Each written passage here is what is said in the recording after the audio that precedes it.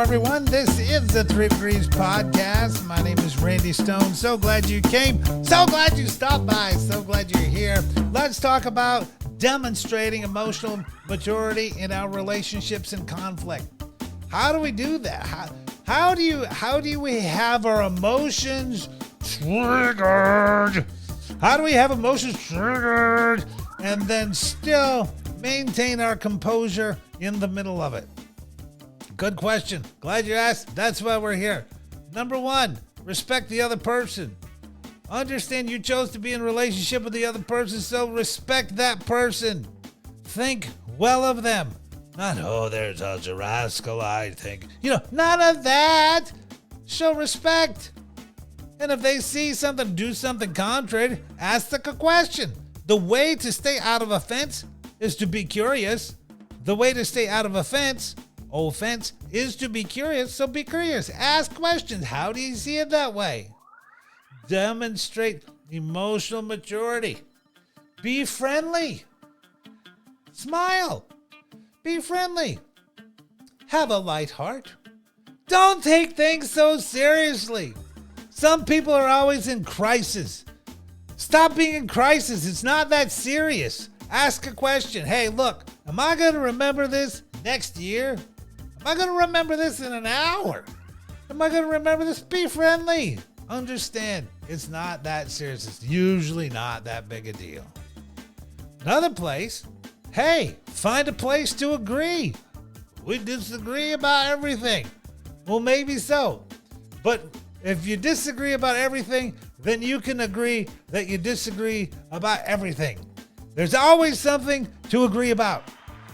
There's always something that's good. Something to agree about. That's good. That's good. So find a place to agree. Find a place that you can gain common ground and build. Because you can't build on conflict. You can't build on disagreement. You can build on agreement. Next thing, if you're wrong, now I know this wouldn't happen very often, right? Wouldn't happen very often, but if you're wrong, if I'm wrong, admit it. Just admit it. Emphatically.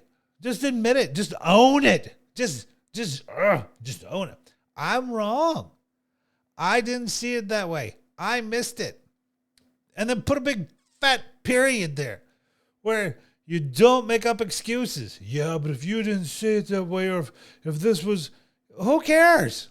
Who cares? If you're just wrong, just admit, hey, I was wrong. It's wrong. And just admit it. Quit taking yourself so doggone seriously. Don't do that. And that's going to lead us to not arguing. The best way to win the argument. Now, you might disagree. Maybe put it in a comment. I love comments. But the best way to win the argument is to not have it. We won. We just didn't even have the argument.